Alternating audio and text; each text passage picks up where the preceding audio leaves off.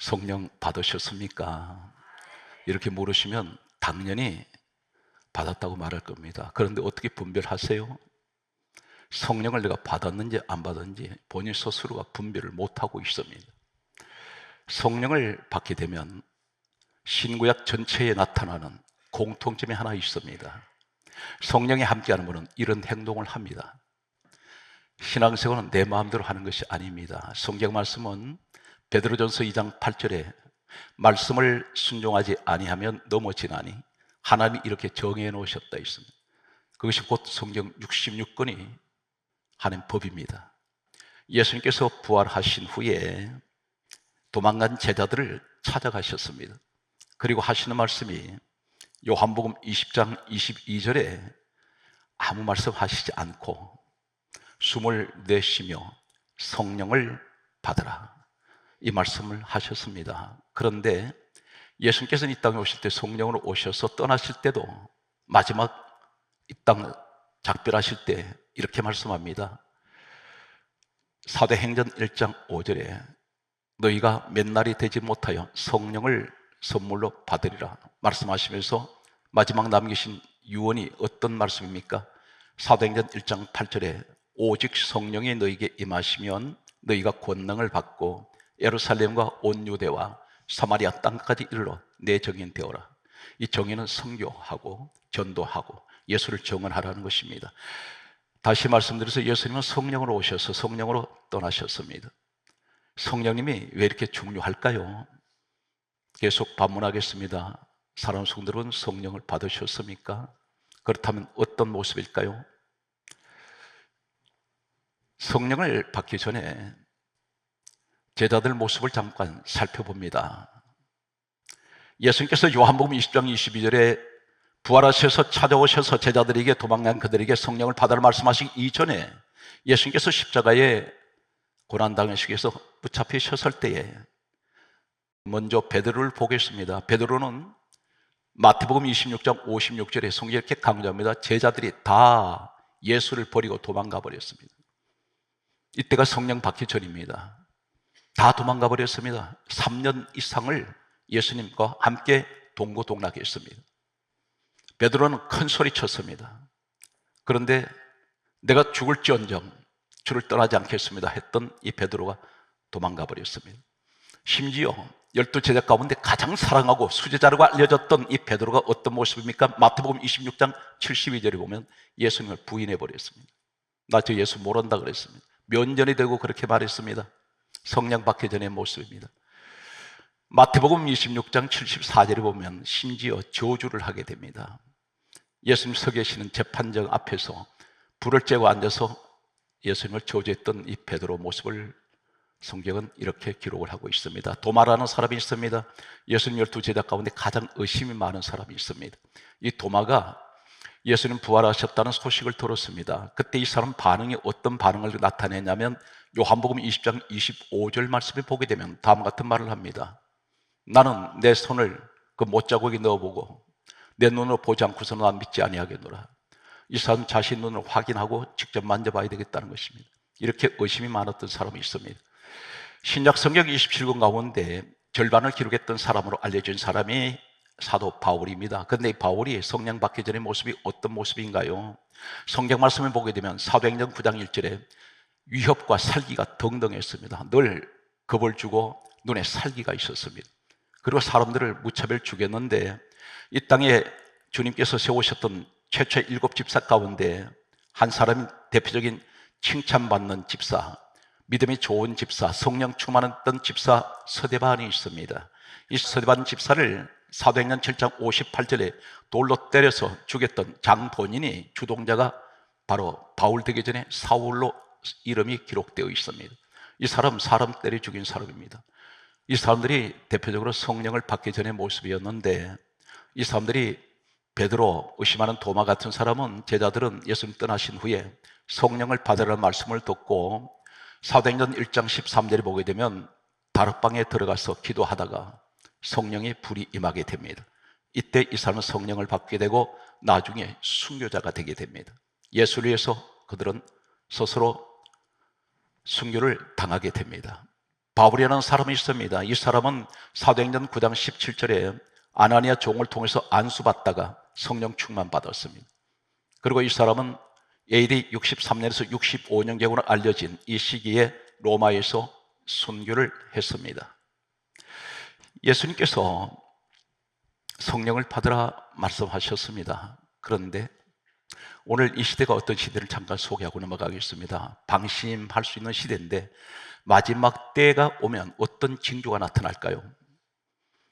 약 지금으로부터 2500년 전, 정확하게는 2530년 다니엘서가 기록이 되었습니다. 예수님 이 땅에 오신 지가 2000년 되었고 예수님 이 땅에 오시기 전 약 530년 전에 다니엘서가 기록이 되었는데 이 다니엘서는 예언서입니다.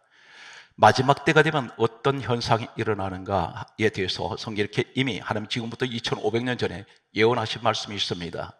그 말씀 가운데 다니엘서 12장 4절을 보게 되면 마지막 때가 오면 어떤 일이 일어나냐면 빨리 왕래하며 지식이 더할 것이다. 빨리 왕래한다는 말이 무슨 말이냐면 속도 경쟁이 일어난다는 것입니다. 지금 이 시대가 속도 경쟁입니다. 비행기, 기관차, 열차, 자동차 모든 것들이 속도 경쟁입니다. 심지어 스포츠를 보게 되면 4년마다 열리는 올림픽 경기에 출전하는 육상 선수들은 100m 단거리를 뛰는 육상 선수는 국가대표는 4년 동안 뭘 합니까? 0.01초라 더 단축하기 위해서 밤낮으로 달리고 또 달립니다. 시간 단축입니다. 속도 경쟁 시대가 열렸습니다. 이것이 마지막 때 징조가 나타나는 것이라고 했습니다. 지식이 더할 것이다 했습니다. 다니엘서 12장 4절에 지식이 더한다는 것은 이 말씀이 무슨 말입니까? 사람의 지식이 지금 인간이 만든 이 AI, 이 두뇌가, 이 지능이 인간이 그것을 만들었지만 인간의 지능을 초월하고 있습니다. 지식이 증가하고 속도 경쟁이 일어나면 마지막 때가 가까이 왔다는 것입니다. 스스로 자멸할 것이라는 것입니다. 그런데 여기서 한 가지 더 중요한 것은 마지막 때가 가까이 올수록 예수 믿는 사람이 줄어진다는 것입니다. 예언되어 있습니다. 아모스 5장 3절에 보면 1000명이 나가던 성읍이 100명만 남고 100명 나가던 성읍에서 10명만 남을 것이다. 이 성읍은 복음으로 교회를 말씀합니다. 점점 믿는 사람들이 사라진다는 것입니다. 그만큼 예수 믿기에 힘든 시대가 다가옵니다. 유럽은 교회들이 전부가 다 이제는 창고가 되어버리고 무슨 관광 명소가 되어버렸습니다. 믿는 사람은 말세가 되면 점점 줄어집니다. 여기에 따라서 어떤 일이 일어날까요? 예배가 폐지되고 있는데 역시 다니엘서에 기록된 말씀을 보게 되면 이렇게 기록합니다. 다니엘서 9장 27절 말씀을 보게 되면 제사와 예물을 사단 마귀가 금지시킨다 있습니다.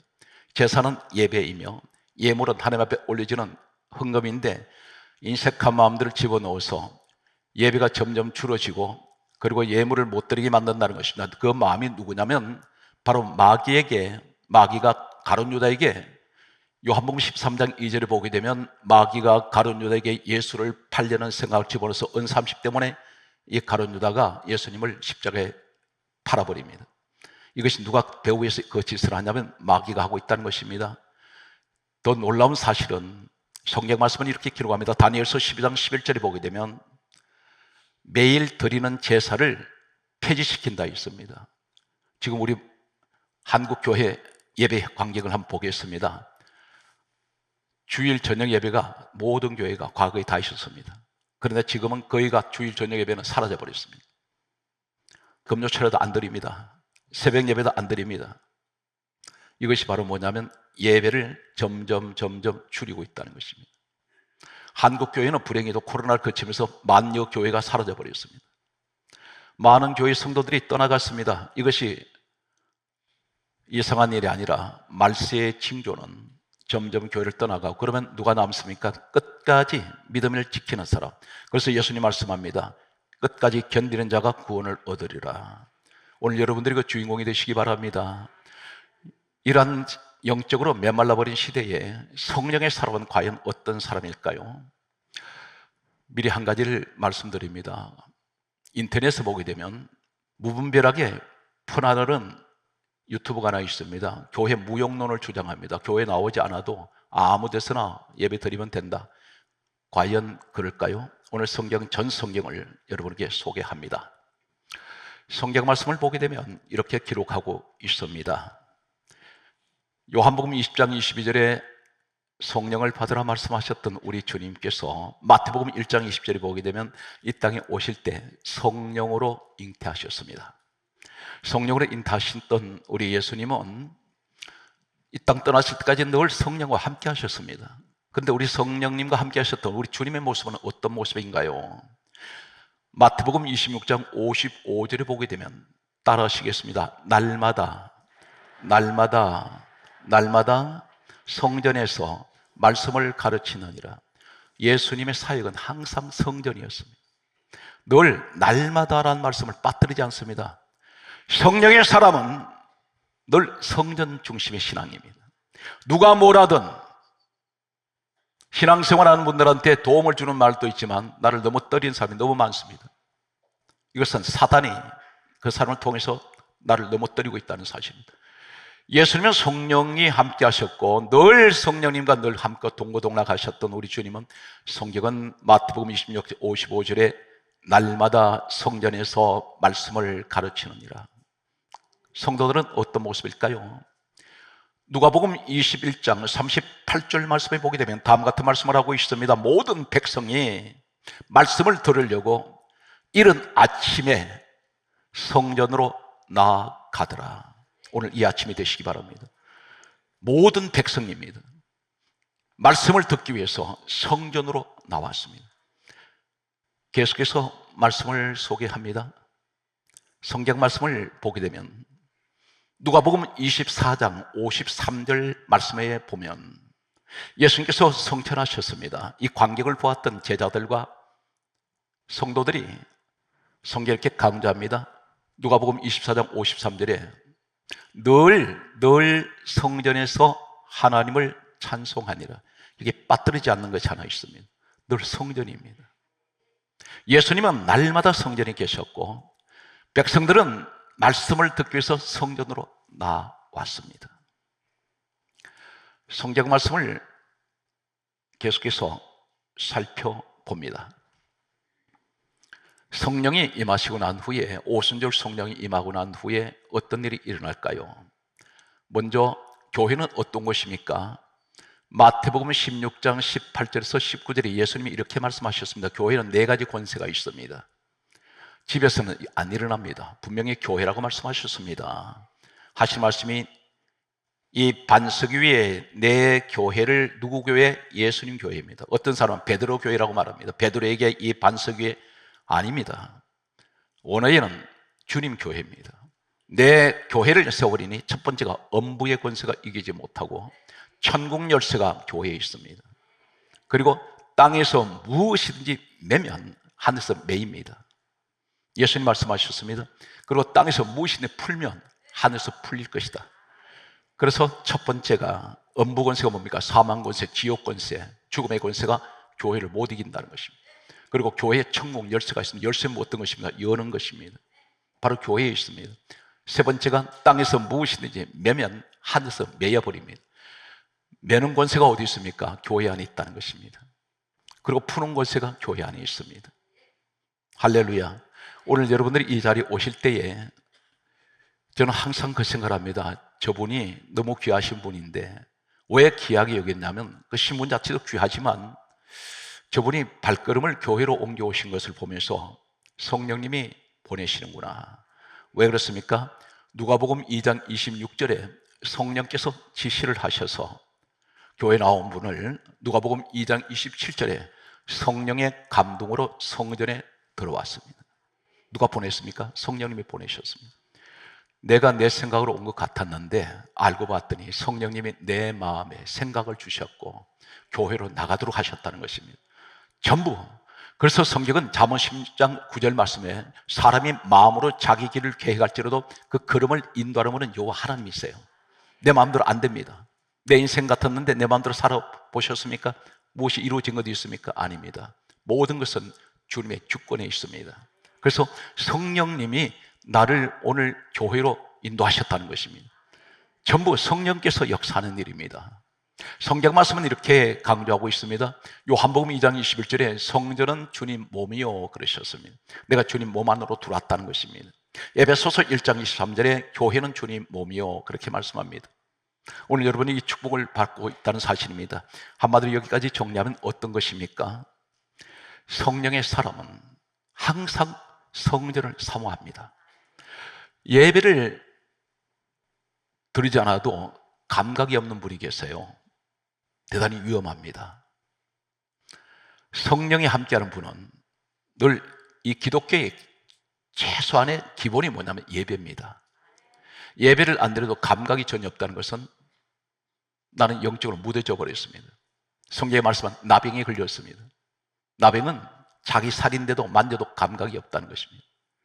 오늘 성경 말씀을 계속해서 보게 되면 이렇게 말씀하고 있습니다. 계시록 11장 1절과 2절 말씀을 소개합니다. 성경 마지막 책입니다. 하나님께서 이렇게 말씀합니다. 계시록 11장 1절에 지팡이 같은 갈대를 주시면서 하신 말씀이 하나님의 성전과 제단과 그 안에 있는 자들, 경배하는 자들은 청량하라, 보호하신다는 것입니다. 어디에? 성전 안에 있는 사람들. 그런데 2절에 놀랍게도 뭐라고 말씀하냐면 계시록 11장 2절에 성전 바깥 마당은 그냥 두라, 이방인에게 내어줬다 했습니다. 이방인은 세상 사람입니다. 세상 밖을 말합니다. 이 사람은 하나님 안에 들어오지 않았다는 것입니다. 그들은 짓밟힐 것이다.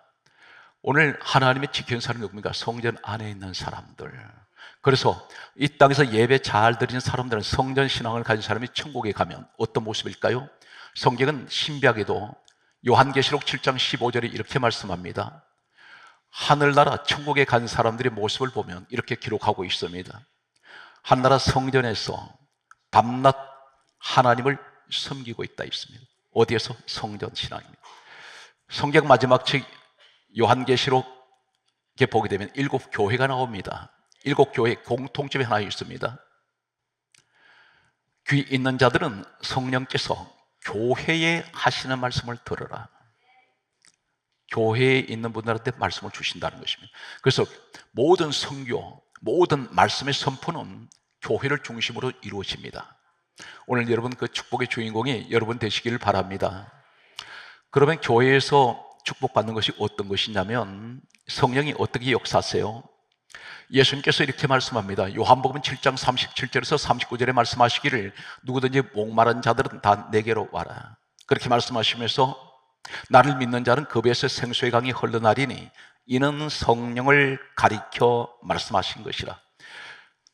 생수의 강이 성령을 말씀합니다. 그런데 이 말씀이 어디 있느냐면 요한복음 2장 21절에 성전은 주님 몸인데, 그런데 에스겔 47장 1절에 보면 성전에서 물이 흘러내리는데 이 성전 안에가 샘이 있습니다.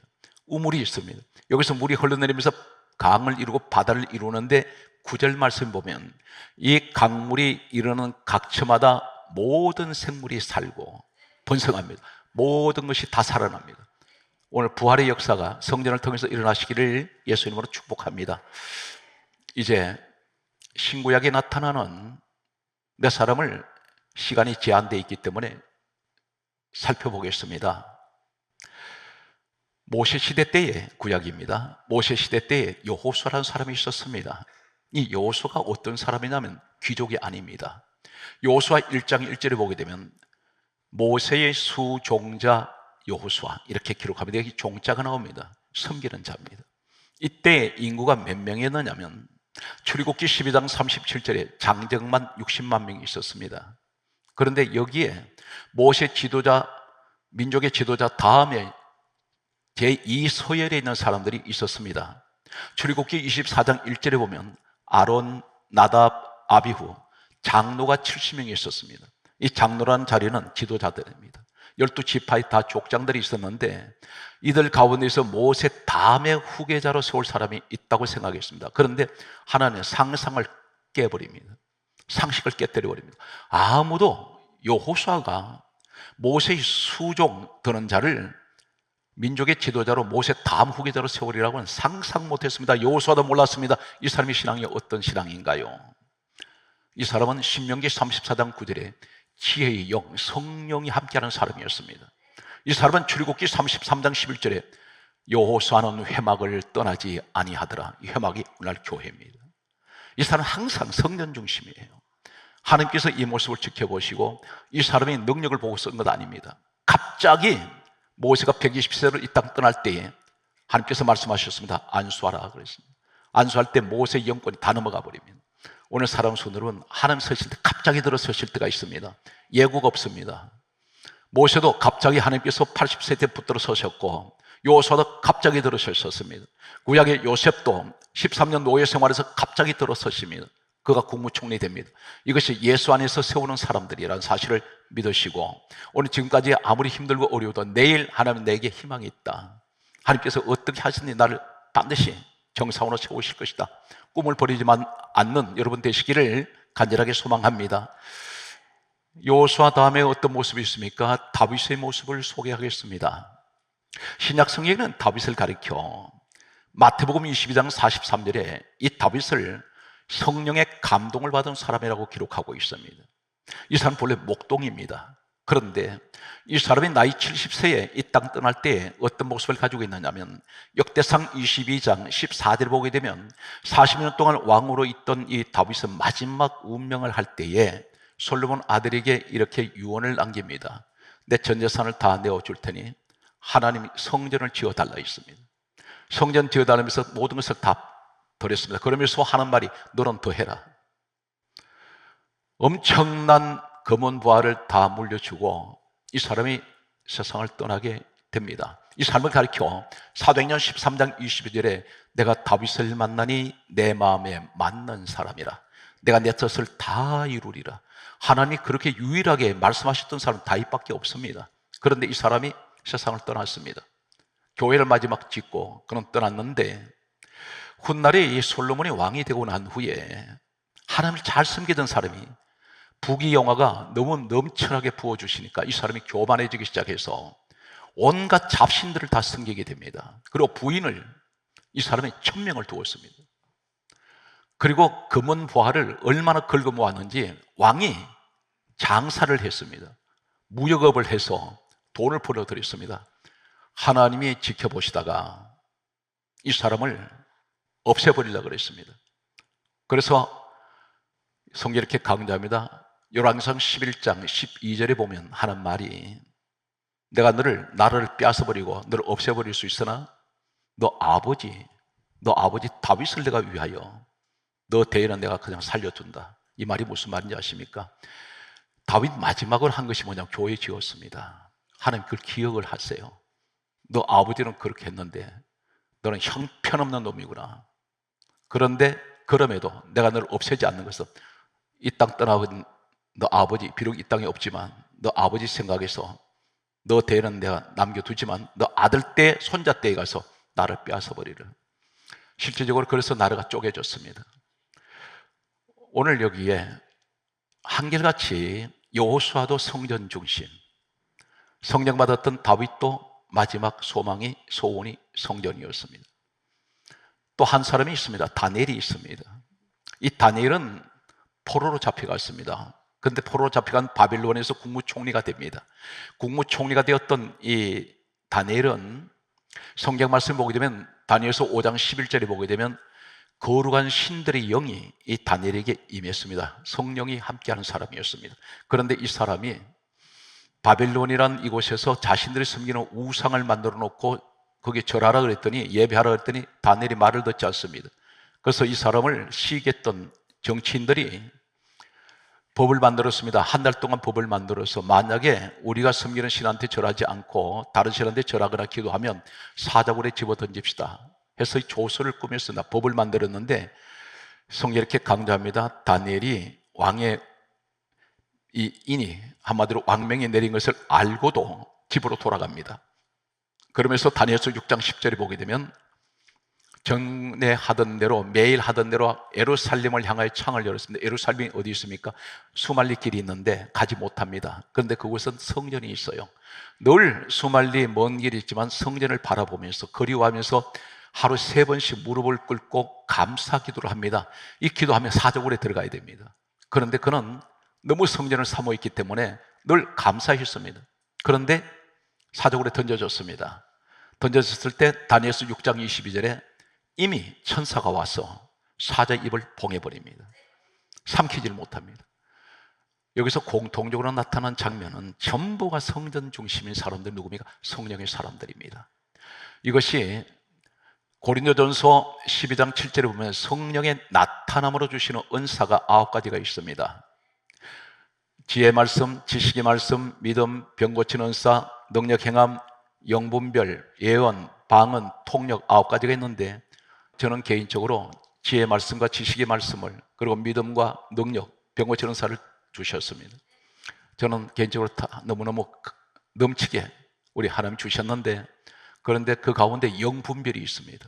이 영분별이 바로 뭐냐면 저 사람 하는 행동을 보니까 저 사람 성령 받은 사람 아니야. 그것이 바로 뭐냐면 신구약 전체에 나타난 이 모습은 성전을 멀리하는 사람들, 성전 신앙이 아니라는 것입니다. 오늘 열거했던 이 내용 가운데 보면 한 가지 공통점이 성령을 받으면 전부 성전을 찾는다는 것입니다. 그런데 불가피한 경우에 유튜브로 예배를 드릴 수 있습니다. 그러나 충분히 교회 나올 수 있는데도 안 나옵니다. 이것은 성령의 사람은 반드시 성전으로 인도하신다는 사실입니다. 그래서 성경은 오늘 마지막 결론은 이렇게 말씀합니다. 시편 5편 7절에 내가 주를 경외함으로 성전을 향하여 예배하리이다. 어디를 향합니까? 항상 중심이 성전입니다. 시편 50편 5절은 이렇게 말씀합니다. 나의 성도를 내 앞에 모으라. 그들은 제사로 나와 언약한 자들이다. 제사와 맺어진 관계, 예배로 맺어졌습니다. 사랑하는 성도 여러분, 항상 교회 신앙생활이 되시기 바랍니다. 그래서 항상 교회 생활은 늘 성령과 함께하는 생활입니다. 그래서 많은 열매가 있는 우리 화강의 성도들이 되시기를 간절하게 소망하면서 마지막 주님이 성령이 임하실 때 성전에 우리가 나와서 예배를 드리면서 결론이 무엇입니까? 사도행전 1장 8절에 말씀하시기를 오직 성령이 너에게 임하시면 너희가 권능 받아라. 그리고 예루살렘 온 유대 사마리아 땅 끝까지 이르러 너는 내 증인 되어라. 사랑하는 성도들, 이 한 주간도 성령의 사람이 되어서 가시는 곳마다 예수님을 증언하는 진정한 예수 그리스도의 사람 되시기를 주의 이름으로 축복합니다.